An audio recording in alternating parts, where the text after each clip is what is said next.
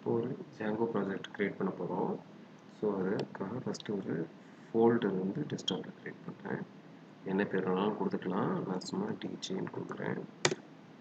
இப்போது அந்த DJ open பண்ணி அந்த லொக்கேஷனில் ஒரு டெர்மினல் ஓப்பன் பண்ணுறதுக்காக சிஎம்டின்னு போட்டுக்கிட்டோம்னா இதை ஷார்ட்கட் இப்போ டெர்மினல் இருந்து நம்ம தேவையான ஃபோல்டரில் ஓப்பன் பண்ணேன்.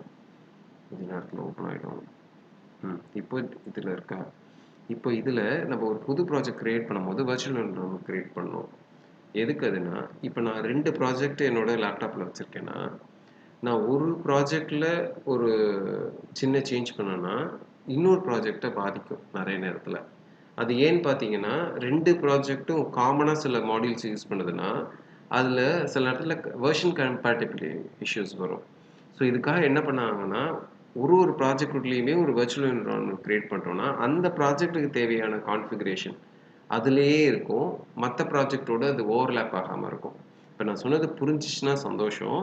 புரியலைன்னா நான் இன்னொரு வீடியோ இதுக்கு நான் அப்புறம் போடுறேன். அதை பார்த்து புரிச்சுக்கோங்க. இப்போதைக்கு நீங்கள் தெரிஞ்சுக்க வேண்டியது எல்லாரும் இப்போ ஒரு ப்ராஜெக்ட் பண்ணாங்கன்னா அதுக்கு ஒரு வர்ச்சுவல் என்விரான்மெண்ட் க்ரியேட் பண்ணிடுவாங்க. அப்படி க்ரியேட் பண்ணால் தான் அது சேஃபாக மற்ற ப்ராஜெக்டில் இன்டர்ஃபியர் ஆகாமல் ஒழுங்காக ரன் ஆகும். இது மட்டும் தெரிஞ்சுக்கிட்டா போதும்.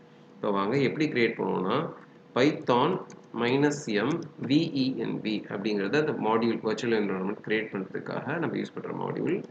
இப்போ நம்ம envன்னு கொடுக்கலாம், இல்லைன்னா venvன்னு கொடுக்கலாம். நம்ம இஷ்டம் தான், என்ன பேர் வேணாலும் கொடுக்கலாம். ஆனால் பொதுவாக venvனே கொடுப்பாங்க. ஓகேவா? இப்போ நான் ரெண்டாவது வந்து நம்ம என்ன நேம் வேணாலும் கொடுத்துக்கலாம். பட் ஆனால் எல்லாரும் அதையும் venvனே கொடுப்பாங்க. இப்போ நான் இதை என்டர் தட்டுறேன். இப்போ நீங்கள் பார்த்தீங்கன்னா இங்கே ஒரு venv கிரியேட் ஆகிட்டு இருக்கு. இது கொஞ்சம் டைம் எடுக்கும்.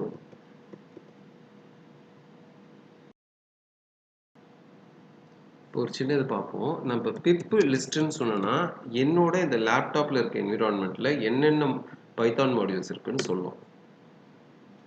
இப்போ பார்த்தீங்கன்னா ஒரு பெரிய லிஸ்ட் வரும். கொஞ்சம் டைம் எடுக்கும்.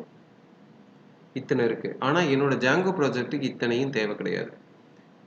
அப்போ அவசியமும் கிடையாது. இப்போ நான் வர்ச்சுவல் என்விரான்மெண்ட்டில் எது தேவையோ அதை மட்டும் போட போகிறேன். அதுக்கு என்ன பண்ணணும்னா இப்போது நான் வர்ச்சுவல் என்விரான்மெண்ட் க்ரியேட் பண்ணல, அதுக்குள்ளே போய் ஸ்கிரிப்ட்ஸுங்கிற ஃபோல்டரில் போய் அதுக்குள்ளே ஆக்டிவேட்னு ஒரு ஃபங்க்ஷனாலிட்டியை நான் ரன் பண்ணேன்னா இப்போ என்னோட வர்ச்சுவல் என்விரான்மெண்ட் ஆன் ஆகிடுச்சு. இப்போ இதே பிப் லிஸ்ட் இங்கே போட்டேன்னா இது என்னோட வர்ச்சுவல் என்விரான்மெண்ட் என்னோட லேப்டாப் என்விரான்மெண்ட் கிடையாது. இப்போ நான் என்டர் தட்டினா 2 மாடியூல் தான் காட்டும். இந்த விக்கிபீடியா இது மாதிரிலாம் போட்டிருக்கல இத்தனை இது இருக்காது. பார்த்தீங்களா? ஏன்னா இப்போது என்னோட ப்ராஜெக்டோட வர்ச்சுவல் என்விரான்மெண்ட்டில் நான் இருக்கேன். இப்போ எனக்கு என்ன தேவை? Django தேவை. இப்போ நான் வந்து Djangoவை இன்ஸ்டால் பண்ணுறதுக்கு பிப் இன்ஸ்டால் Django. ஆனால் அந்த பிப் இன்ஸ்டால் பண்ணும்போது மட்டும் நமக்கு இன்டர்நெட் கனெக்ஷன் இருக்கணும். அது ரொம்ப முக்கியம். இல்லைன்னா ஒர்க் ஆகாது. இது கொஞ்சம் டைம் எடுக்கும். ஓகே, இப்போ இன்ஸ்டால் ஆகிட்டு இருக்கு. இது கேட்ச்லேருந்து எடுக்குதுன்னு அர்த்தம். ஏற்கனவே நான் ரன் பண்ணனால கேட்ச்லேருந்து எடுத்துருச்சு. ரன் ஆகாமல் இருக்கிற பட்சத்தில் டவுன்லோட் ஆகும் இன்டர்நெட் மூலியமா. இது கொஞ்சம் டைம் ஆகும். இப்போ Django இன்ஸ்டால் ஆகிடுச்சு. இப்போ பிப் லிஸ்ட்டுன்னு போட்டோம்னா Django அதுக்கான டிபெண்டன்ட் மாடியூல்ஸும் இன்ஸ்டால் ஆகிருக்கும். இப்போ நீங்கள் ஒரு மாடியூல் இன்ஸ்டால் பண்ணிட்டீங்கன்னா அதுக்கு தேவையான டிபெண்டன்ட் மாடியூல்ஸும் இன்ஸ்டால் ஆகும். ஓகேவா? இப்போது Django நம்ம இன்ஸ்டால் பண்ணிட்டோம். இப்போ Django ப்ராஜெக்ட் க்ரியேட் பண்ணுறதுக்கு பைத்தான் -m Django இப்போ Djangoவோட மாடியூலை யூஸ் பண்ணி ஸ்டார்ட் ப்ராஜெக்ட் பண்ணுறோம். ஒரு ப்ராஜெக்டை ஸ்டார்ட் பண்ணுறோம். இந்த ஸ்டார்ட் ப்ராஜெக்ட்ன்றது ஒரு கமாண்ட் மாதிரி. ப்ராஜெக்ட் நான் டெமோ அப்படின்னு வைக்கிறேன். இந்த டெமோங்கிறது இப்போ என்னோட Django ப்ராஜெக்டோட பேர். இது ரன் பண்ண உடனே இப்போ பார்த்தீங்கன்னா இங்கே டெமோன்னு ஒரு ஃபோல்டர் க்ரியேட் ஆகிடும். ஓகேவா? பாருங்கள், க்ரியேட் ஆகிடுச்சு. இப்போது இதை நான் விஷுவல் ஸ்டுடியோ இதில் ஓப்பன் பண்ண போகிறேன். இதில் நான் அதுலேயும் ரன் பண்ணலாம். நான் அதில் ரன் பண்ணி காட்ட போகிறதில்ல, வெறும் கோடை தான் காட்ட போகிறேன். அதில் ரன் பண்ணுறதெல்லாம் நான் சிஎம்டி கமெண்டில் தான் இப்போதைக்கு உங்களுக்கு பண்ண போகிறோம். அது கொஞ்சம் டைம் இருக்கும். இப்போ பாருங்கள், இப்போ இதுக்குள்ளே டெமோவும் மேனேஜும் இருக்கும். இந்த மேனேஜ் தான் இனிமேட்டு Django மாடியூல் மாதிரி. இங்கே நீங்கள் Djangoன்னு போட்டு ஸ்டார்ட் ப்ராஜெக்ட் கொடுத்தீங்களா, இனிமேட்டு இது மாதிரி பைத்தான் -m Django போட மாட்டீங்க. இந்த மேனேஜுங்கிற இந்த ஃபைலை யூஸ் பண்ணியே அந்த கமெண்ட்ஸ்லாம் ரன் பண்ணுவீங்க. அப்புறமேட்டு இந்த டெமோக்குள்ள டெமோ இருக்குல்ல, அதுக்குள்ள இந்த செட்டிங்ஸும், யூஆர்எல்ஸும் நம்ம அடிக்கடி யூஸ் பண்ணுவோம். ப்ராஜெக்ட்டோட செட்டிங்ஸும் இதில தான் இருக்கு.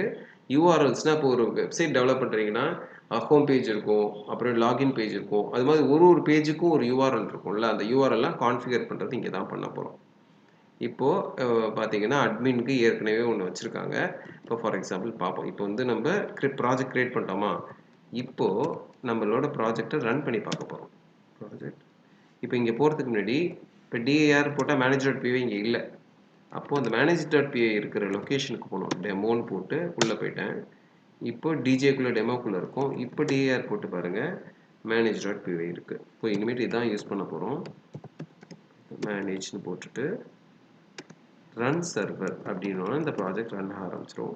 இங்க நான் 9000 கொடுத்தேன்னா அந்த ப்ராஜெக்ட் வந்து 9000ங்கிற போர்ட்ல ரன் ஆகும். அது ஆப்ஷனல் தான். கொடுக்கலன்னா 8000ங்கிற இதில் டிஃபால்ட்டாக ரன் ஆகும். இப்போ அது பார்ப்பீங்க. அந்த யூஆர்எல்லையே அது காட்டும். கொஞ்சம் வெயிட் பண்ணுங்க.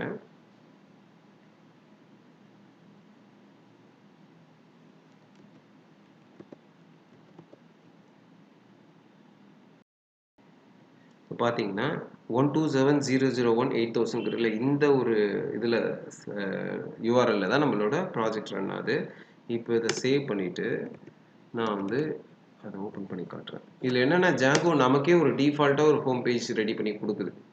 ஸோ அதனால தான் வருது. ஆனால் நமக்கு எனக்கு இந்த வெப் ஹோம் பேஜ் வேணாம், நம்ம எனக்கு வேறு மாதிரி வேணும்னா நம்ம அதுக்கு எழுதிக்கலாம். ஃபார் எக்ஸாம்பிள் ஒரு நிமிஷம் இருங்க. இப்போ என்ன பண்ணுறோம், இப்போ அதுக்கு முன்னாடி இங்கே நான் ஏற்கனவே அட்மின்னு ஒன்று இருக்கா. ஸோ இது என்ன அர்த்தம், நான் பார்த்து admin.site.urlsனால் ஏற்கனவே டிஃபால்ட்டாக சில ஃபங்க்ஷனாலிட்டி அட்மின்காக கொடுக்குது ஜாங்கோ. இப்போது அந்த ஹோம் பேஜுக்கு அப்புறம் அட்மின் ஆட் பண்ணால் அதுக்கு ஏற்கனவே சில விஷயம் இருக்குது. ஃபார் எக்ஸாம்பிள் இப்போ அட்மின் கொடுக்குறேன். இப்போ ஒரு அட்மின் பேஜுக்கு போகிறோமா, அதில் ஆட்டோமேட்டிக்காக யூஆர்எல்லாம் மாறி யூசர் நேம் பாஸ்வேர்ட் கேட்குது. ஸோ அட்மின் ஃபங்க்ஷனாலிட்டி நம்ம யூஸ் பண்ணுறதுக்கு லாகின் பண்ணப்பறம் தான் பண்ண முடியும். ஸோ இதெல்லாம் ஏற்கனவே ஒரு செட் ஆஃப் யூட்டிலிட்டிஸ் நமக்கு ஜாங்கோ ப்ரொவைட் பண்ணுது. ஓகேவா? இப்போ நம்ம நெக்ஸ்ட் இப்போ நமக்கு அது தேவை கிடையாது. இப்போ நம்மளுக்கு தேவையான ஒரு ஓன் ஹோம் பேஜ் நம்ம எப்படி பண்ண போகிறோம் பார்ப்போம்.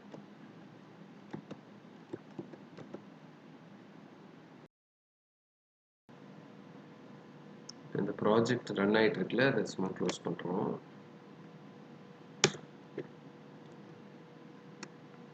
இப்போது நான் ஹோம் பேஜுக்காக ஒரு ஹோம்னு ஒரு ஆப் கிரியேட் பண்ண போகிறேன். அதுதான் ஹோம் பேஜை டீல் பண்ண போகுது இப்போதைக்கு. அப்படி வச்சுக்குவோம். இப்போ என்ன பண்ண போகிறோம், டிஏஆர் போட்டால் manage.py இருக்கா. இப்போ பைத்தான் மேனேஜ் ஸ்டார்ட் ஆப்னு போட்டுட்டு ஆப் பேர் வந்து ஹோம்னு வைக்கிறேன். இப்போ என்டர் தட்டினா இப்போ ஹோம்னு ஒன்று கிரியேட் ஆகிடும் பாருங்க.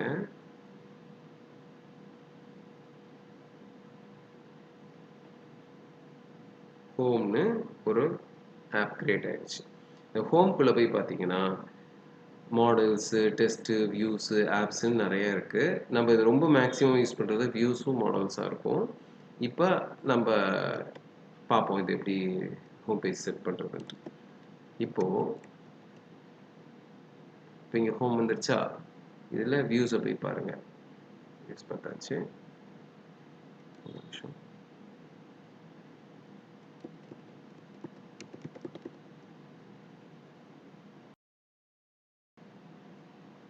இப்போது நான் ஒரு ஹோம் பேஜ் கிரியேட் பண்ண விரும்புகிறேன். அந்த ஹோம் பேஜை ஹோம்ங்கிற ஆப் தான் நமக்காக ரெடி பண்ண போகுது. ஸோ நான் அந்த ஹோமில் இருக்கிற வியூஸை ஓப்பன் பண்ணிட்டேன்னா அதுக்குள்ளே போய் தான் பண்ண போகிறேன். இப்போ இந்த இது மொழியில் இதை யூஸ் பண்ண போகிறதுல ஃப்ரெஷ்ஷாக from django.http import http.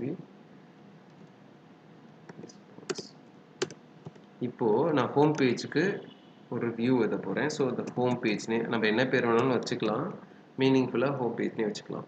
So ஒரு வியூ எழுதும் போது வியூவோட ஃபஸ்ட் ஆர்குமெண்ட் ரெக்வஸ்ட்டாக இருக்கும். அதாவது ப்ரௌசரில் கிளிக் பண்ணி ஒரு இன்புட் நமக்கு ஒரு ரெக்வஸ்ட் வரும்ல, அந்த ரெக்வஸ்ட்டு ஃபஸ்ட் ஆர்குமெண்ட்டாக வரும் போதும். அந்த ரெக்வஸ்ட்டை பேஸ் பண்ணி தான் நம்ம பொதுவாக ரெஸ்பான்ஸ் அனுப்புவோம். ஃபார் எக்ஸாம்பிள் ஹோம் பேஜ் வந்து இப்போ நான் என் ப்ரௌசர்லேருந்து அனுப்புகிறேன்னா சர்வர் திருப்பி எனக்கு ரிட்டர்ன் அனுப்பும். இப்போ அதே சர்வருக்கு 100 பேர் கூட ஹோம் பேஜ் ரெக்வஸ்ட் அனுப்பலாம். அப்போ யாருக்கு என்ன அனுப்பணுங்கிறது நான் அனுப்புகிற ரெக்வஸ்ட்டில் தான் இருக்கும். புரியுதுங்களா? ஸோ இந்த ரெக்வஸ்ட்டில் தான் யார் ரெக்வஸ்ட் பண்ணாங்கிற டீட்டெயில் இருக்கும். ஸோ நம்ம சென்ட் பண்ணுற ரெஸ்பான்ஸ் இந்த ரெக்வஸ்ட்டு பேஸ் பண்ணி தான் அது ரிட்டர்ன் ஆகும்.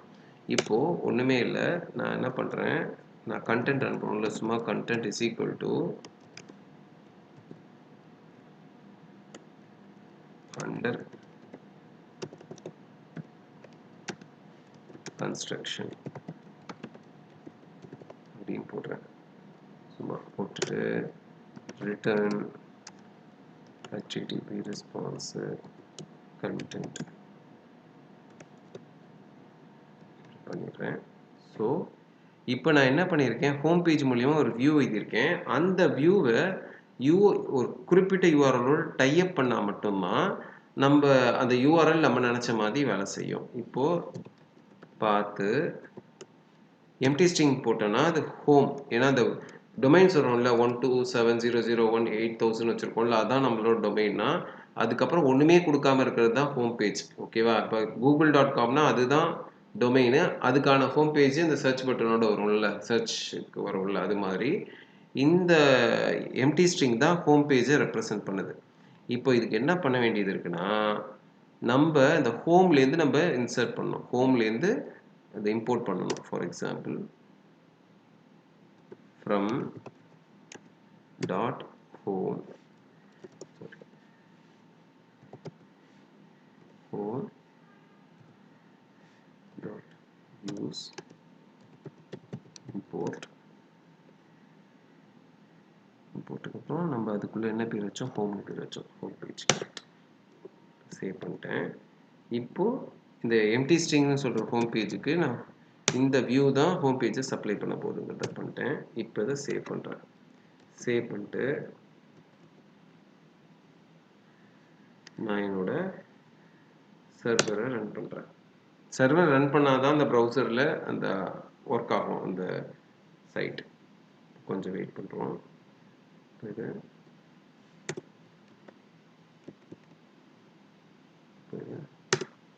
அண்டர் கன்ஸ்ட்ரக்ஷன் வந்துருச்சு. புரியுதுங்களா? ரொம்ப சிம்பிள். ஆக்சுவலாக இன்னும் ஒரு மெயின் விஷயம் அதை சொல்ல மறந்துட்டேன். எப்போ ஒரு ஆப் நம்ம க்ரியேட் பண்ணாலும் அதை செட்டிங்ஸில் போய் ரிஜிஸ்டர் பண்ணணும். சில நேரத்தில் அது இஷ்யூமாக தெரியாது, ஆனால் இந்த டேட்டா பேஸ்லாம் உள்ளே வரும்போது நம்ம பண்ணாமல் விட்டோம்னா நிறைய எரர் அடிக்கும். அதனால எப்போ நம்ம ஒரு புது ஆப் இன்ஸ்டால் பண்ணாலும், அதாவது ஸ்டார்ட் ஆப்னு பண்ணாலும், இந்த இன்ஸ்டால்டு ஆப்ஸ்னு ஒன்று இருக்குல்ல, அதில் போய் நம்ம அந்த ஆப்பை ரெஜிஸ்டர் பண்ணணும். அப்படின்னா ஒன்றும் இல்லை, ஒரு என்ட்ரி போடணும், ஹோம்ட்டு. எதனால் இங்கே ஹோம்னு வச்சுருக்கோமா, அந்த இதை போட்டு விட்டுணும். அப்படின்னா தான் ஃப்யூச்சரில் எந்த பிரச்சனையும் இல்லாமல் இந்த ஆப் கரெக்டாக வேலை செய்யும். ஸோ இது நான் முன்னாடியே பண்ணியிருக்கணும். இது சாதாரண யூஆர்எல் மேப்பிங்னால பிரச்சனை இல்லாமல் நடந்துச்சு. இது டேட்டா பேஸில் ரிலேட் ஆகிருந்துச்சுன்னா அப்போ அது ஒர்க் ஆகிருக்காது. ஓகேவா? ஸோ இப்போ இது புரிஞ்சிருக்கும்னு நினைக்கிறேன். ஸோ இன்னும் கொஞ்சம் நேரத்தில் நெக்ஸ்ட் வீடியோஸ்லலாம் இன்னும் நெக்ஸ்ட் இதில் எப்படி ஒரு ஃபார்ம் ஃபில் பண்ணுற இது வைக்கிறது, அதை எப்படி ப்ராசஸ் பண்ணுறதுங்கிற மாதிரிலாம் ஒரு சினாரியோ எக்ஸ்பிளைன் பண்ணுவோம். வெயிட் பண்ணுங்கள் நம்ம நெக்ஸ்ட் வீடியோவுக்கு.